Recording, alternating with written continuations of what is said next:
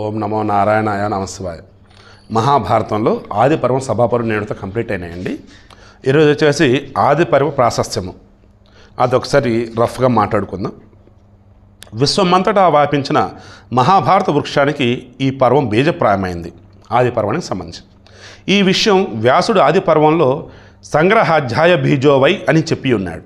ఇది మొదటి పర్వం అవటం చేత వ్యాస మహర్షి భరత వంశానికి చెందినటువంటి వంశకర్తలు అయినటువంటి నలుగురు గురించి ఇందులో స్పష్టంగా చెప్పాడు. వారి పేర్లు భరత వంశానికి మూలం పూరుడు, భరతుడు, కురుడు, పాండుడు. ఈ నలుగురు వంశకర్తలు కావడానికి మూల కారణాలు కూడా స్పష్టంగా చెప్పాడు. ముఖ్యంగా వారి ధార్మికమైనటువంటి పరిపాలన, అభిజాత్యము ఈ రెండు కారణాలు. అభిజాత్యం అనగా తల్లిదండ్రుల నుండి సంక్రమించిన ధార్మిక గుణ విశేషాలు, ఇవి పూర్వుల నుండి వచ్చినవి. రెండవదైనటువంటి ధార్మిక పరిపాలన స్వీయ ప్రవర్తనను బట్టి వచ్చినది. ఈ రెండు కలిపి వంశకర్తృత్వమునకు కారణములైనవి. దీనికి తోడు దైవానుకూల్యం కూడా వారికి తోడైంది. ఈ దైవానుకూల్యం కూడా తపస్సు చేత లభించింది. ఈ విషయాన్ని ఈ పర్వం స్పష్టంగా చెప్పింది. కౌరవ పాండవులకు కలహము అసూయ గుణము చేత ఏర్పడింది. ఈ గుణము ఏకపక్షీయమైనది. ఒక్క దుర్యోధనునికి మాత్రమే పుష్కలంగా అసూయ ఉంది, ధర్మరాజులో లేదు. ఈ అసూయ బీజం దుర్యోధనులో ఎలా ప్రారంభమైనదో ఎలా అంతమైనదో సంగ్రహంగా చెప్పాడు. అసూయని గురించి చెబుతూ ధృతరాష్ట్రుని యొక్క అసూయను కూడా పరామర్శించాడు వ్యాసుడు ఆది పర్వంలో. వీరిద్దరి అసూయలో ఒక తేడా ఉన్నది. దుర్యోధనుని అసూయ పుట్టుకతో వచ్చినది. ఒక విధంగా అది మాతృదోషము. దుర్యోధనుడు కడుపులో ఉండగానే గాంధారి కుంతి మీద మాత్సరంతో ఉదరతాడనం చేసుకున్నది. ఈ భావమే దుర్యోధనుడు కూడా సంక్రమించింది. అంటే కడుపులో అప్పటికే ధర్మరాజు పుట్టేశాడు కుంతికి, నాకు లేరా అని చెప్పేసి కడుపు మీద కొట్టుకునేది. ఆ కడుపులోంచి మొత్తం బయటపడిపోయింది అన్నమాట. ఇంకా ఆ పెండాన్ని నూట కుండల్లో వేసేస్తారు. ఒక ఆడపిల్ల దుස්සల, మిగతా 100 మంది మగపిల్లలు. సో అలా అన్నట్టు. సో అలా కడుపులో ఉండగానే ఈ భావం దుర్యోధను సంక్రమించిక ధృతరాష్ట్రుని యొక్క అసూయ మధ్యలో వచ్చింది. అతను ముందు నుంచి కూడా పాండవులు కూడా తన సొంత బిడ్డలు అనుకుంటాడు. బట్ మధ్యలో అసూయ వచ్చింది. ఎలా? అది మధ్యలోనే వచ్చింది, మధ్యలోనే పోయింది. దుర్యోధనుని అసూయ పుట్టుకతో వచ్చింది, మరణంతో కానీ పోలేదు. ఈ తేడా కూడా ఈ పర్వం బీజప్రాయమైంది. ధర్మ అర్థ కామ మోక్షాలకు సమప్రాధాన్యం ఇచ్చినది ఈ పర్వం. ధర్మ సహితముగా అర్థమును సంపాదించాలని, కామరహితముగా మోక్షాన్ని సంపాదించాలని మహాభారతం చెబుతుంది.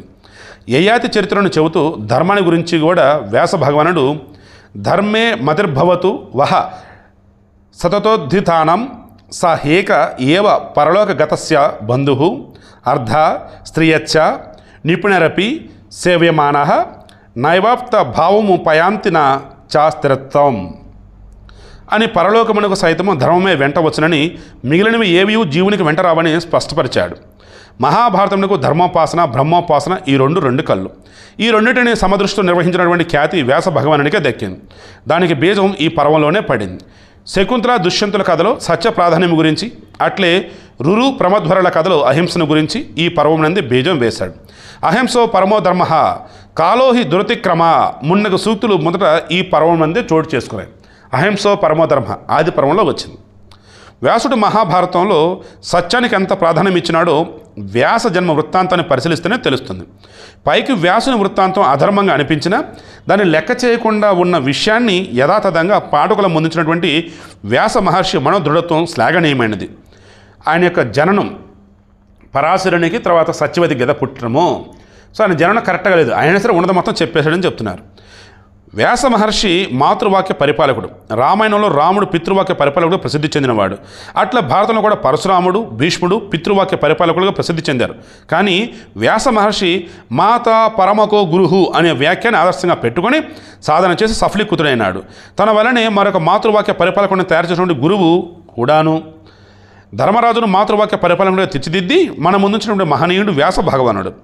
పైకి అధర్మంగా కనిపించిన మాతృవాక్య పరిపాలనానికి ప్రాధాన్యం ఇవ్వవలనని ఒక నిశ్చయం చేసినటువంటి వ్యక్తి. దానికి కారణములు వేరువేరుగా ఉండవచ్చు. అరాచకత్వం కలుగుకుండుటకు, వంశము నాశనమైపోకుండుటకు వ్యాస భగవానుడు సోదర క్షేత్రంలో సంతానం పొందాడు. అంటే తనకు అన్నదమ్ముల వరుసయ్యే వారి యొక్క భార్యలందు తన యొక్క వీరిని ప్రవేశపెట్టి బిడ్డలు పుట్టారన్నట్టు. ఇది లౌకిక దృష్టికి అధర్మంగా అనిపించినా వ్యాస భగవానుని యొక్క దృష్టిలో అది ధర్మ సూక్ష్మంగా గ్రహించాలి. అలాగే బహుపతిత్వం విషయంలో ధర్మరాజుకు ఉపదేశించినటువంటి వ్యాసుని దృష్టిలో మాతృవాక్య పరిపాలనను కూడా ధర్మ సూక్ష్మంగానే గ్రహించాలి. అంటే ఒక స్త్రీకి 5 భర్తలు ఉండటం అన్నట్టు. ఈ విషయాన్ని వ్యాస భగవానుడు ప్రబోధించడం, ధర్మరాజు అనుసరించడం, దాని మీద ఆధారపడి భారతమంతా ప్రవర్తించడం మనకందరికీ తెలిసిన విషయమే. వ్యాస భగవానునికి అందరూ కలిసిమెలిసి ఉండాలని, దానికోసం తన తపస్సులను వెచ్చించాలని ఆయన దృఢమైనటువంటి విశ్వాసం. అందుకోసమే అందులో తనకేమీ స్వార్థం లేకపోయినా తన తపస్సును వెచ్చించి ద్రౌపది పూర్వజన్మ వృత్తాంతాన్ని ద్రుపద మహారాజుకు దివ్యదృష్టి ఇచ్చి చూపించాడు. ఆ ఘట్టం ఆది పర్వంలోనే చోటు చేసుకుంది. నిష్కల్మషమైనటువంటి మానవ జీవితానికి త్యాగగుణం ప్రధానమైనదని ఏకచక్రపురంలో బ్రాహ్మణుని ఇంటిలో బ్రాహ్మణుని నోట కుంతి వినటువంటి ధర్మ విశేషాలు సాక్ష్యం ఇస్తాయి. వశిష్ఠ విశ్వామిత్రుల కథ క్షమాగుణానికి ప్రాధాన్యం ఇస్తుంది. క్షమాగుణంతో వశిష్ఠుని యొక్క చరిత్ర లోక విఖ్యాతమైంది. స్నేహం ఎలా ఉండకూడదో ద్రుపద ద్రోణుల కథ వ్యతిరేక ధోరణిలో చెప్పింది. ద్రుపదుడు ద్రోణుడు చిన్నతనంలో సహాధ్యాయులైనటువంటి తర్వాత పెద్దయిన తర్వాత వారి స్నేహం కొనసాగకపోవడం చేత అభిప్రాయ భేదాలకు కారణమై అహంకారం అంకురించింది. అహంకారంతో పాటు అసూయ కూడా ప్రజ్వరిల్లింది. ద్రుపదుడు సభలో ద్రోణుని అవమానపరిచాడు. ద్రోణుడు అర్జునుని సహాయంతో ద్రుపదుని అవమానపరిచాడు. అర్జునుని పిల్లల నుంచి ద్రుపదుడు మహాభారత యుద్ధంలో ద్రోణుని ఎదిరించున్నాడు. ద్రోణుడు ద్రుపదుని సంహరించాడు. ద్రుపదుని కొడుకు దుర్యోధనుడు భారత యుద్ధంలో ద్రోణుని సంహరించాడు. ద్రోణుని కొడుకు అశ్వత్థామ ద్రుపదుని కొడుకులు అందరూ కూడా సంహరించాడు. చిన్నతనంలోనే స్నేహము కొనసాగకపోతే వచ్చే నష్టం ఏమిటో వ్యాస మహర్షి చాలా స్పష్టంగా ఈ పర్వంలోనే చూపించాడు. అందుకే స్నేహం అనేది కృష్ణ కుచేలుల యొక్క స్నేహంలా ఉండాలి తప్ప ద్రోణ ద్రుపదుల యొక్క స్నేహంలా ఉండకూడదని అంటారు.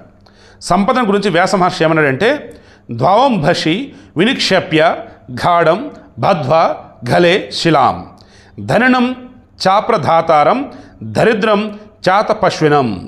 ధనముండి దానం చేయని వాడిని, దరిద్రుడే ఉండి తపస్సు చేయని వాడిని ఇద్దరిని మెడకు రాయి కట్టి నీళ్ళల్లో ముంచాలని చెబుతాడు. ధనముండి దానం చేయనివాడు, దరిద్రుడే ఉండి తపస్సు చేయనివాడు ఇద్దరు కూడా మెడకు రాయి కట్టి నీళ్ళలో వదిలేశారు. వ్యాస మహర్షి యొక్క మనస్సు ఇందులోనే గోచరిస్తుంది. ధనికుని యొక్క సంపద 10 మందికి ఉపయోగపడాలి, అలాగే తపస్సు యొక్క తపస్సు 10 మందికి ఉపయోగపడాలి. సందర్భోచితంగా ఉపయోగించుకొని కౌరవ వంశ మూలపురుషుడు కురు మహారాజు చరిత్రలో ఈ విషయాన్ని స్పష్టం చేశాడు వ్యాస మహర్షి. ధర్మోపాసనతో కూడినటువంటి మానవులు బ్రహ్మోపాసన కూడా చేయాలి, అనగా పరబ్రహ్మ స్వరూపమును నిత్యము ధ్యానము చేయాలి. అందుకోసం ప్రతిరోజు మన దగ్గరకు ఆయన వస్తున్నాడట. ప్రతిరోజు మన విశ్వాన్ని తన వెలుగులతో నింపుతున్నటువంటి సూర్య భగవానుడే పరబ్రహ్మ స్వరూపమని, ఆయనకు ఒక నమస్కారం చేస్తే నీ భావము నిష్కల్మషమవుతుందని కూడా చెబుతూ ఉంటాడు. అసావాదిత్యో బ్రహ్మ అని వేదం ఉపదేశించినట్లుగా విరించ నారాయణ శంకరాత్మకమైనటువంటి పరబ్రహ్మ స్వరూపాన్ని కూడా సూక్ష్మంగా ఉపదేశిస్తాడు. ఈ మహాభారతం శాంతరస ప్రధానమైనది. దానికి స్థాయి నిర్వేదం, అది వైరాగ్యం వల్ల కలుగుతుంది. అది నాయకునికి పాఠకులకు ఆది పర్వంలోనే అంకురించింది. పాండురాజు మరణంతో ధర్మరాజులో అంకురించింది. ఇక్కడ మరో విశేషం, ప్రతి నాయక తుల్యులైనటువంటి ధృతరాష్ట్రునికి ప్రతి నాయక తుల్యుడైన ధృతరాష్ట్రునికి కలిగినట్టు వర్ణించడం మహర్షి యొక్క నైపుణ్యము. ఇది యథాశ్రౌష పర్వంగా ప్రసిద్ధి చెందింది. ఇది కూడా ఆది పర్వంలోనిదే. ఎన్నో కోణాల నుండి చూసినా ఈ పర్వము ధర్మ బ్రహ్మోపాసనలు రెండింటికి బీజం వేసింది. ఇలా ఆది పర్వం మహాభారత వృక్షానికి బీజప్రాయమై నిలుస్తుంది. సో ఆది పర్వం సంబంధించి ముందు ఒకవేళ ఎవరన్నా గనక వినుండకపోయినా ఓకేనా, ఈ ఒక్క ఎపిసోడ్ కనుక మీరు కనుక వింటే ఓకే, ఖచ్చితంగా మీకు ఆది పర్వం మొత్తం అర్థమైంది. రేపు సభాపర్వ ప్రశస్తం గురించి మాట్లాడుకొని ఎల్లుండు 3వ పర్వానికి వెళ్దాం. ఓకేనా.